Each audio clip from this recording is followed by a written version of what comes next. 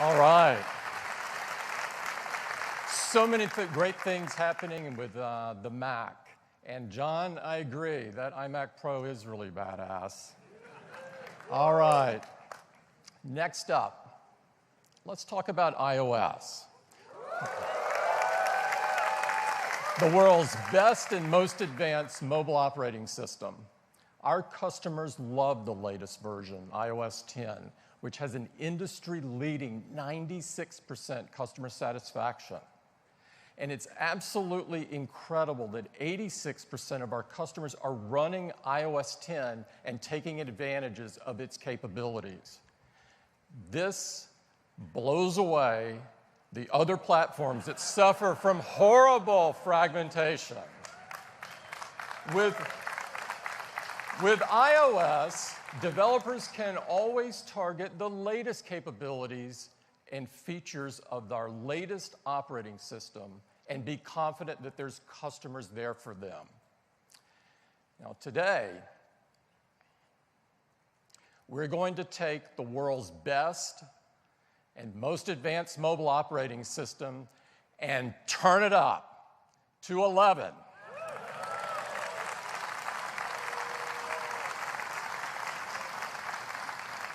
And I'd like to invite Craig back to take you through it. Craig. Thank you, Tim.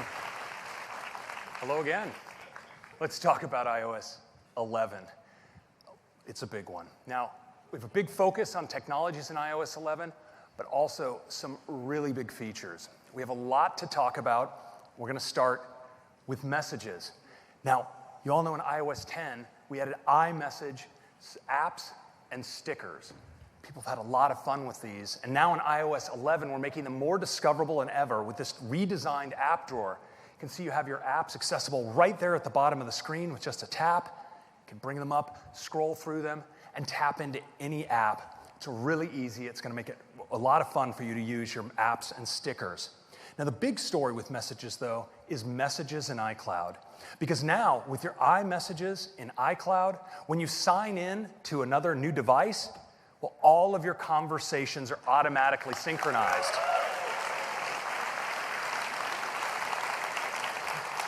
And in fact, they stay in sync. So if you want to delete an embarrassing message that you don't want in your transcript, well, it goes away everywhere, which is kind of nice. So this, of course, allows us to optimize your device storage because with your messages in the cloud, we only need to keep your most recent messages cached on the device. And so that makes for smaller and faster backups. Now, this is available for iOS and the Mac. And of course, your messages remain end-to-end encrypted. Next, Apple Pay. So we love using Apple Pay to buy things at retail. In fact, Apple Pay is the #1 contactless payment service on mobile devices. And by the end of the year, it'll be available in more than 50% of retailers here in the US. Yeah. But in addition to paying at retail, we use Apple Pay in apps. We use it in the web. And there was one final frontier we wanted to conquer, and that's Apple Pay for person-to-person payments.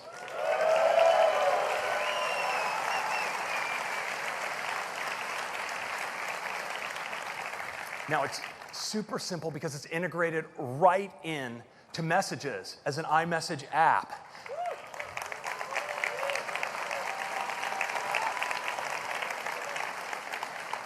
So you can send and receive money right in your transcript. And of course, when you send it, you authenticate securely with Touch ID. And if you receive money with iMessage, it goes into your Apple Pay cash card. And from there, well, you can send it on to friends and family if you're charitable. You can make Apple Pay purchases at retail or on the web.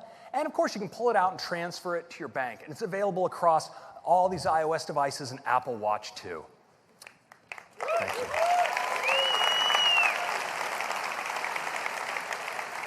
So next, let's turn to Siri. Now, Siri is used monthly for more than 375 million devices. It's absolutely huge. And it's available in more languages and more countries than any other assistant, 21 languages in 36 countries. So for iOS 11, we're making a big upgrade to your primary interface in dealing with Siri, and that's Siri's voice. We've used deep learning now to create a really natural and expressive voice for Siri, and I'd like you to hear it. Here's the forecast for the next 10 days. Sunny, sunny, and sunny. 3 different ways to say sunny. Very powerful. Now, Siri also has a male voice, and it sounds fantastic too. I love machine learning, especially since I'm a machine learning. So Siri has a great new visual interface as well, and it's able to provide you with follow-up questions and answers with just a tap, and multiple results. When you make a query, it's really handy. Now, Siri also has a new capability, just translation. So you can now ask something like, how do you say, what are the most popular dishes in your restaurant in Chinese? And Siri can say, 你们餐厅有哪些菜最受欢迎? totally.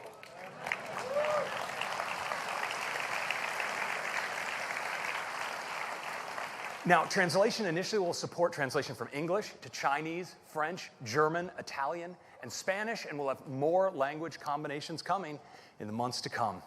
Now, when it comes to using Siri to access your other applications, we have SiriKit, and SiriKit can now do more than ever in iOS 11. So now you can do task management by using Siri to make tasks in OmniFocus or Things, take notes in Evernote, do banking in City Mobile, or even bring up a QR code in WeChat. Now, Siri isn't just a voice assistant, because with Siri Intelligence, Siri not only understands your voice, it understands the context, it understands your interests, it understands how you use your device, and this allows it to ultimately understand what you want next. Now, we've all experienced this where Siri can help us predict what apps we might want to use next, give us a time to leave notification based on our calendar and where we are, help us respond to a text message. In iOS 11, Siri uses on-device learning to understand more about topics of interest to us. So it can actually suggest topics we might be interested in learning about in news. It can help us respond with our location for getting to an appointment to someone in messages, and even help us make a calendar appointment based on something we've just booked inside of Safari on the web. And what Siri learns about you on device is now kept synced across all of your devices. So you're dealing with one Siri, but of course, this is kept completely private, readable only by you and your devices.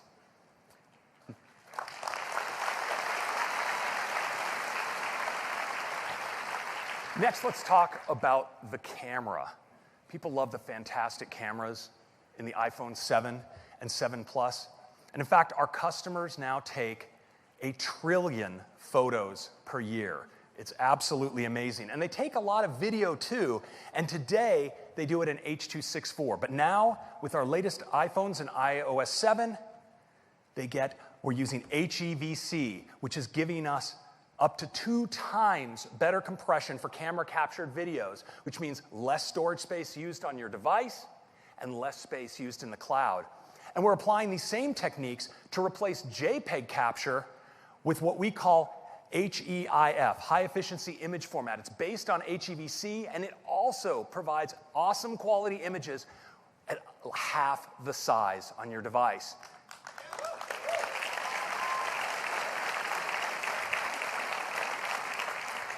And of course, you can still share completely compatibly with others. Now, with the iPhone 7 Plus, we love taking these beautiful portrait photos, and now with iOS 11, we can take low light photographs using optical image stabilization, True Tone Flash, HDR, delivers incredible image quality. And we're taking the depth information that we can capture with 2 cameras and exposing it to developers with a new depth API, which has allowed them to do incredibly fun and artistic photos like this using the depth API. Now, when you're done taking your photos, you go to enjoy them in the Photos app. And one of the ways I love enjoying them is with the Memories feature, because Memories is able to scan my library and find all kinds of fun events, and now it can do more than ever. It uses machine learning to identify things like sporting events, even weddings, anniversaries, memories of your babies. It's really great. And when you go to play those back, you can see them not just in normal landscape orientation, but now watch them in portrait, taking full advantage of the height of your display. Now, when it comes to live photos, we have some great enhancements as well. So you can now trim your live photos, the video around the still. You can mark any part of the video as your key photo, and so much more. So these are some of the big features in iOS 11. There's one other, which is a major redesign to Control Center. Rather than show it in slides, how about we do a demo?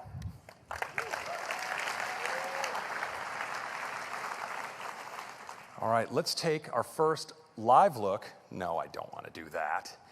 Let's take our first live look at iOS 11. Now, I'm going to just bring up Control Center as always, and what you'll notice is Control Center is now a single page, packs all the features into a single page. Now, of course, it has simple switches. I'll just do an orientation lock. It's got a beautiful little animation there for the orientation lock. It has sliders available, so you can adjust volume like this, but it provides greater depth because with 3D touch in on a slider like this and get access to more controls. And this allows us to pack lots of capabilities really easily into the design. So you see, we have our wireless controls. Well, I could just tap on airplane mode, but if I 3D touch on the platter, I get access to even more features. And this is really great with your music because you can operate them here or jump in for even more information. So it's a really great new Control Center, and I think you're really going to love it. Now, we've also taken this opportunity to redesign lock screen and notification center by making them one. So now, when I'm on my lock screen, if I unlock the device, just like that, I can actually now swipe back down. I'm actually on my lock screen seeing those notifications, but I can get at all my other notifications just by scrolling up like that. It's a really great unification, and you still have access, of course, to your widgets on the left and your camera on the right. Now, let's take a look at photos. These beautiful portrait photos, but also these great live photos. And you know, live photos capture a still, but then also a bunch of video automatically captured around it, and sometimes the best shot wasn't the still. Well, now we can go into edit mode. We could trim this video if we want, but we also can capture just the frame we want and make that our key photo.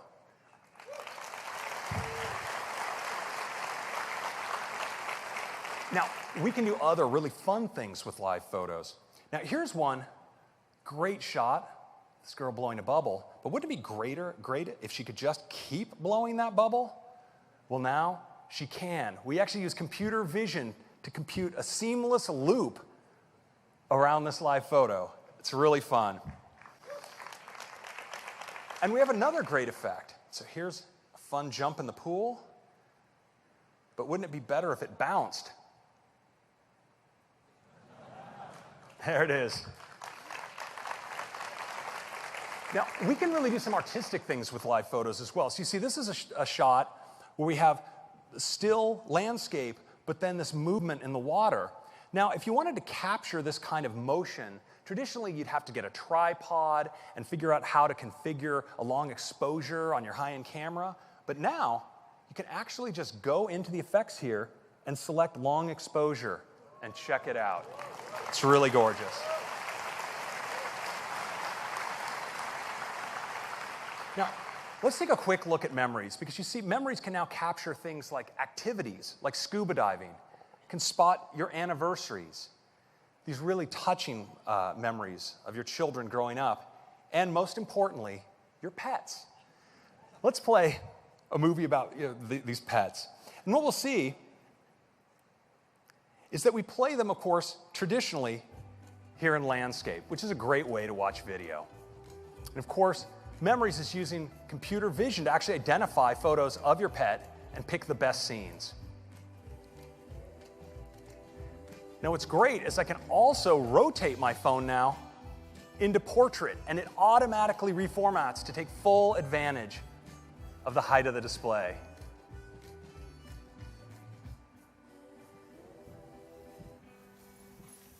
And that's a quick look at Memories.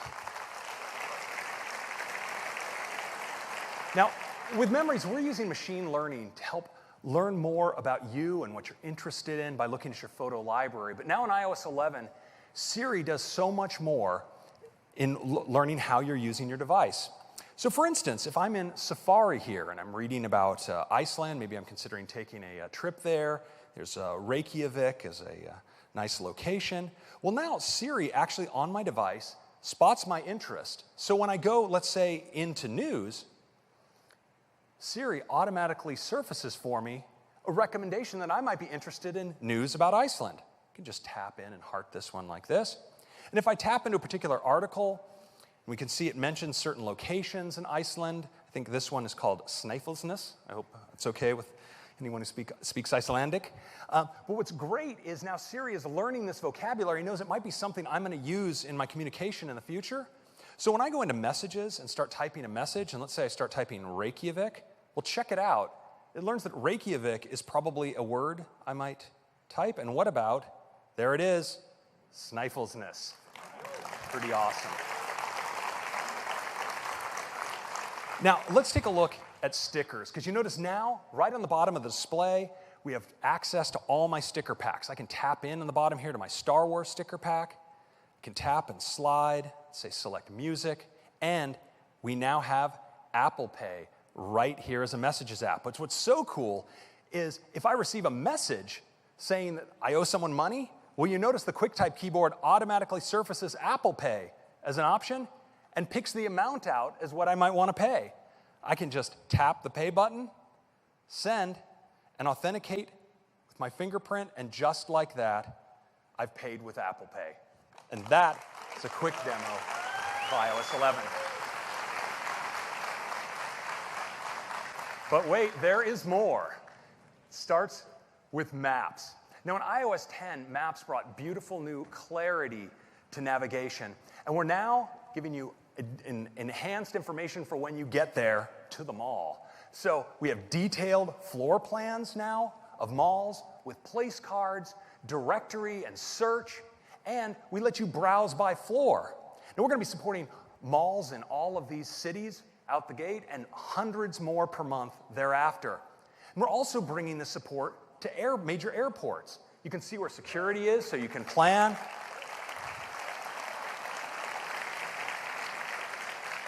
Now, we'll be supporting all of these airports to start, and again, building out more over time. And of course, we have more improvements to navigation. So now in the upper left, you can even see your speed limit. I hope you're paying attention to that. And lane guidance, so you know which lane to be in to make your next move when navigating. Now, we know in addition to navigation, people like to do more with their phones sometimes while driving, and our safest solution for doing this is CarPlay. Lets you keep your eyes on the road while you're doing things like asking Siri to play music. Well, we wanted to bring this same level of safety to everyone who maybe doesn't have one of the 200 models of car that currently support CarPlay. And we're building on the Do Not Disturb with a new feature we call Do Not Disturb While Driving.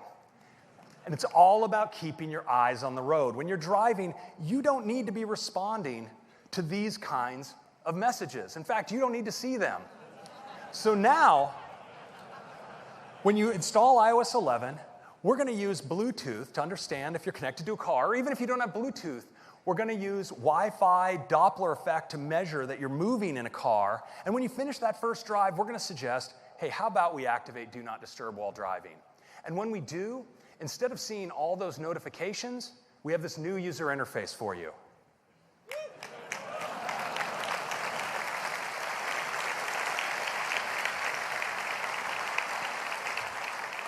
Now, if you're tempted and you try to turn on your phone, you're actually going to receive this little reminder that you're not receiving notifications while you're driving. But of course, you might be sitting in the back seat, in which case you can tell us, I'm not driving, and you can get through. But what if you are driving and someone sends you a message?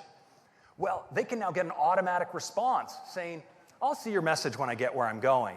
And you can also enable select people to break through if it's especially urgent. You can have the peace of mind that you can get contacted. They can reply urgent, and that message will go through. We think this is going to be a real important step in safety in the car.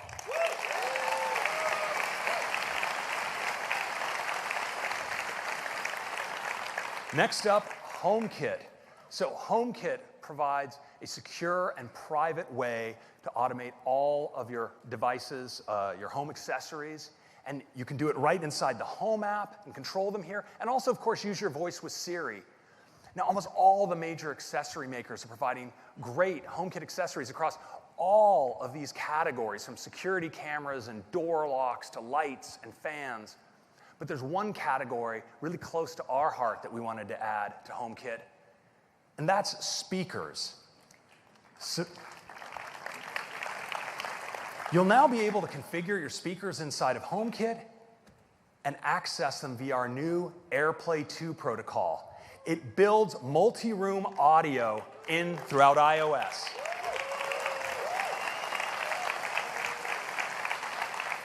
So you can play music to select speakers throughout your home, right from the Music app. And with Apple Music, we have a new feature called Share It Up Next. So if you have a friend over and you have a playlist going, and maybe your friend wants to contribute to that playlist, well, they can do that without interrupting the music. You all can pile into that party playlist.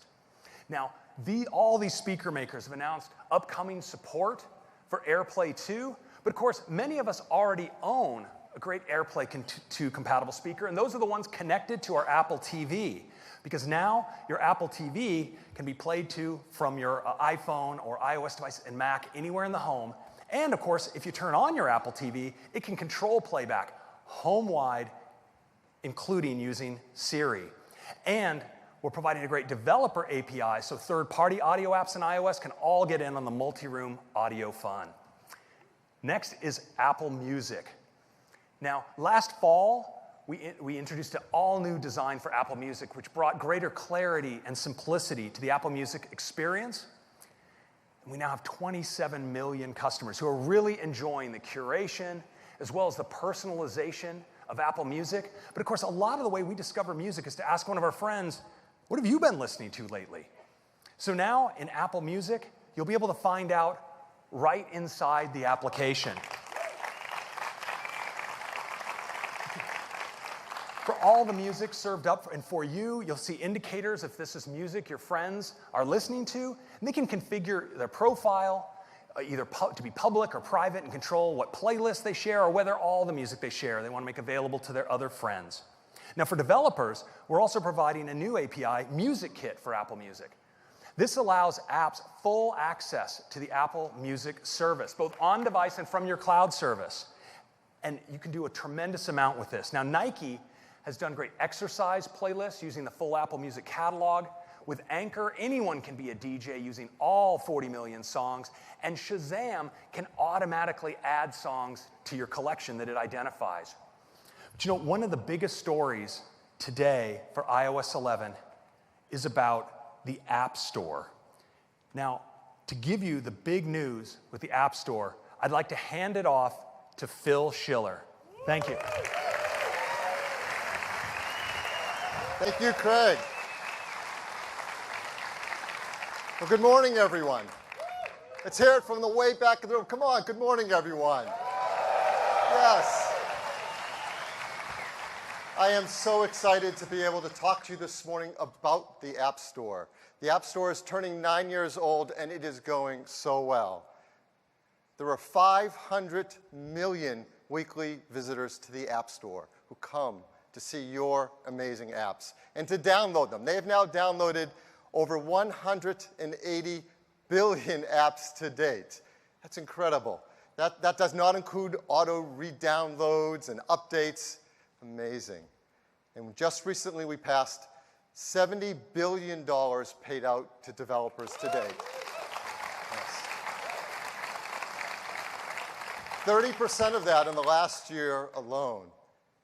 The apps are incredible, and customers are doing things with them that none of us had ever imagined, like this.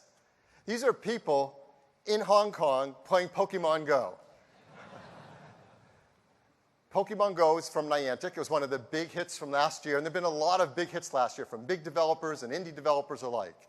And together, the developers and Apple, we've made this the best app platform in the world. So thank you. Yes. Thank you for the incredible apps you make that we and our customers all love. It's not by chance that the App Store has become such a great place. From the beginning, we've had two very important goals: to make the App Store a trusted and safe place for users, and to make it a great opportunity for all developers. We continue to work really hard at that. Over the last year, the team's done a lot of great things to make the App Store an even better store for all of us. There's many things we can talk about, but I think one stands head and shoulders above the rest: faster app review times. Yeah. I'm sure you're well aware that the majority of apps are all now reviewed in under 24 hours, many in just 1 to 2 hours. The team is going to keep working hard at that. And we have a lot more coming for the remainder of the year. I've highlighted a bunch of things here. I'll just point out one of them. You can read some of your favorite things up there. A big request from developers is called phased releases. That when you, woo for phased releases, come on. Phased releases means when you submit an app, you can choose if you want it to be phased over time so it doesn't hit your infrastructure all at once, and you can see how customers are responding to that update. So it's really a great feature for you to take advantage of. And there are a lot of things coming this year, but there is one that is incredibly gigantic. And that is, we're going to do something that we've never done before in the 9 years of the App Store. We're going to completely redesign it. A brand new App Store.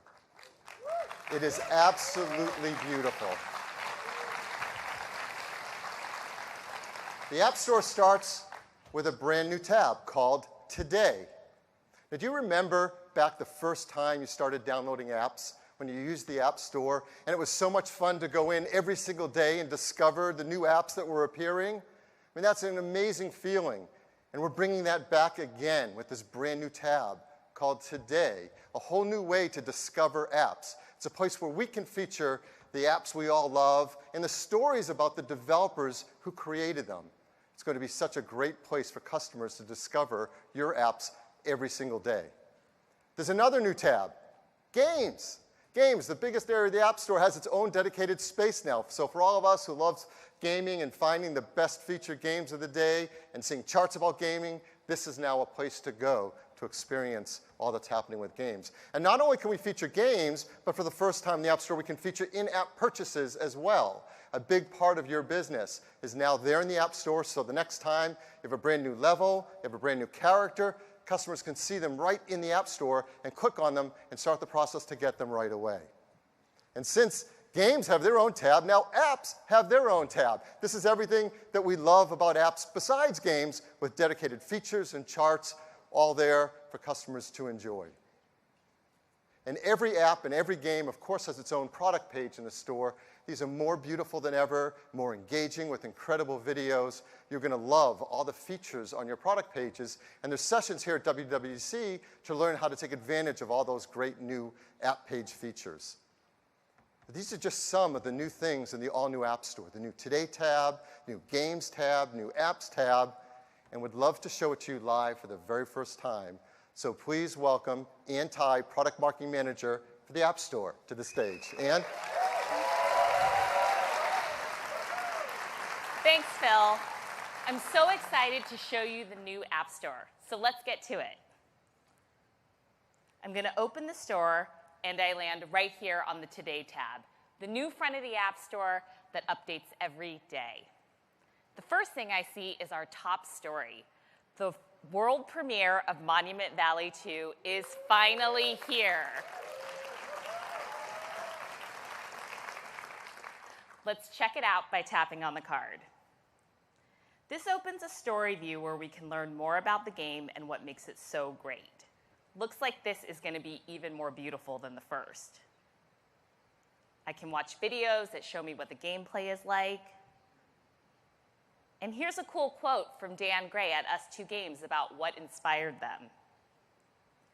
I can share the story with a friend, and what's incredible is that we can actually all download this today, only on the App Store.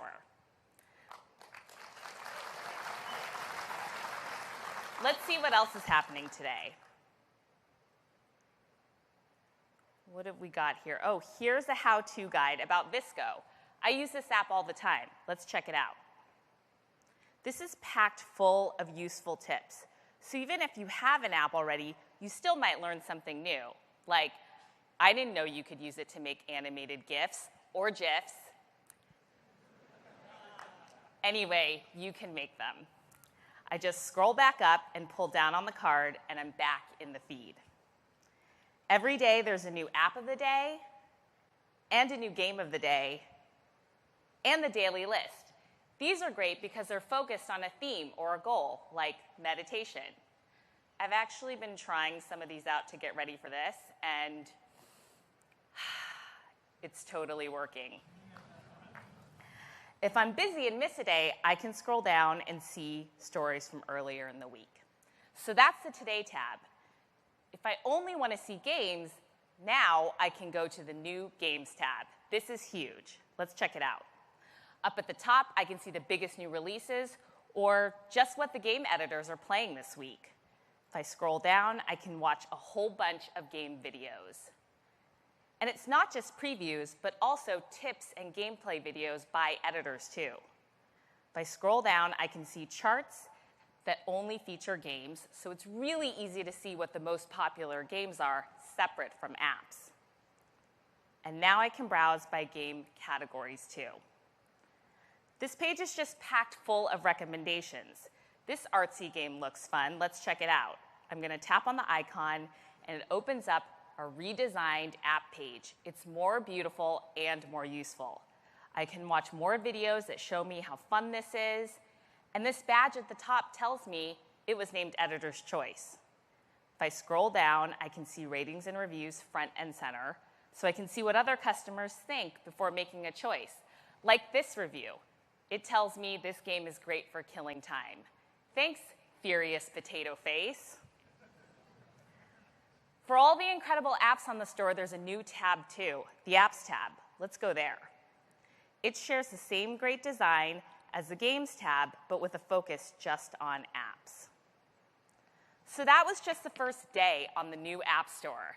Now you can see why we're so excited to have a beautiful new place to share apps and games we love with you. Back to you, Phil.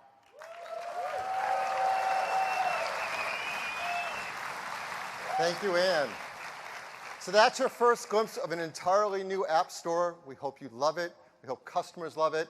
They visit it every single day to download your incredible apps. And that's it for the App Store. Back to you, Craig. Thank you, Phil. The App Store looks just fantastic. So those are some of the big features in iOS 11. But of course, there's also core technologies. Now, Metal 2 and HEVC are coming to iOS as well. But there's more, and it starts with machine learning. Now, you've seen the way we've used machine learning throughout the experiences on Apple Watch, for instance, and the predictive Siri watch face. We use it on the iPad for palm rejection when you're writing with Apple Pencil. Of course, we use it to extend your battery life by predicting how you're going to use your device. And you've seen it throughout photos with memories and face recognition. Well, now for all of you developers, we want to make powerful machine learning easy for you to incorporate in your apps. And we're doing it via a set of new APIs. It starts with the Vision API, which provides face tracking, face detection, landmarks, all of these core features we use inside of our apps. And a natural language API that provides capabilities like tokenization and named entity recognition. Now, these are all built on Core ML. And Core ML provides high-performance implementations of deep neural networks, recurrent neural networks, convolutional neural networks, support vector machines. And they allow you to take models that you've built with any of these popular third-party tools, and using our machine learning model converter, execute them with tremendous performance on device. That gives you all the data privacy benefits and all of the carefully tuned compatibility with all of our platforms. And the performance really is incredible. You look at this benchmark, it's called Inception V3. It's a popular photo recognition benchmark. iPhone is 6 times faster than Google Pixel and the Samsung S8 using Core ML. Next, I'd like to turn to AR. Now, with multi-touch, we've really changed the way that you interact with the world on the screen of your iPhone. And with the camera, we've allowed you to capture the world around you. But when you bring these things together, the results can actually be quite profound. Now, it's called augmented reality, and we have a new core technology called ARKit to bring it to all of you. And I'd like to show it to you in a demo now.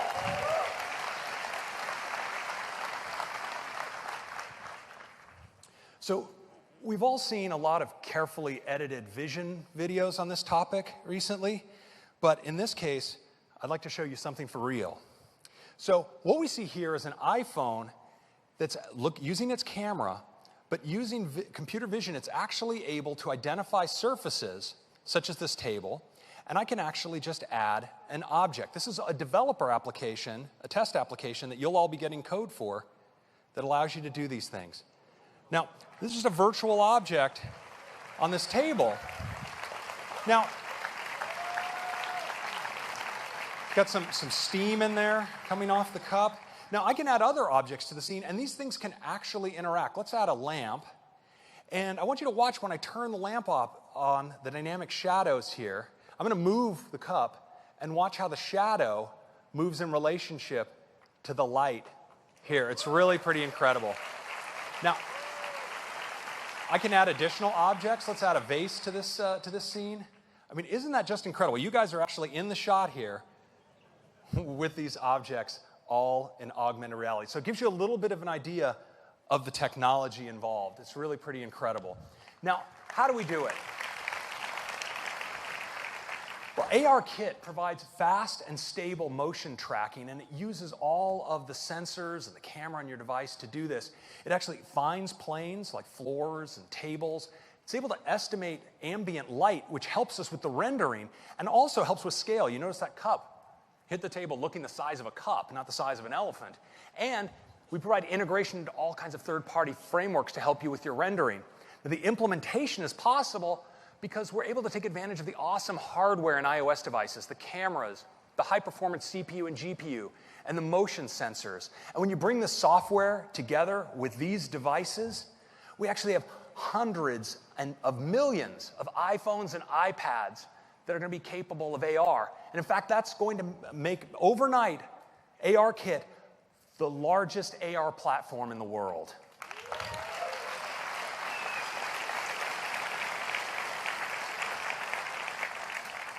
We've had some third parties in to take a look at ARKit, and they are totally excited, and we are just blown away by what they've been able to accomplish. IKEA, of course, is placing furniture everywhere, and it's really super awesome. But check this out, what you can do with Batman Lego. I mean, how fun is this? Right on the table, a Lego with a live Lego, Batman, and you can explode the Lego like you could never do in the real world, pan around it, and interact with Batman right there. It's really awesome. And then Pokemon Go. Well, we've all seen it before, but check it out with ARKit. The Pokemon is so real. He's right there on the ground. As the ball bounces, it actually bounces right there in the real environment.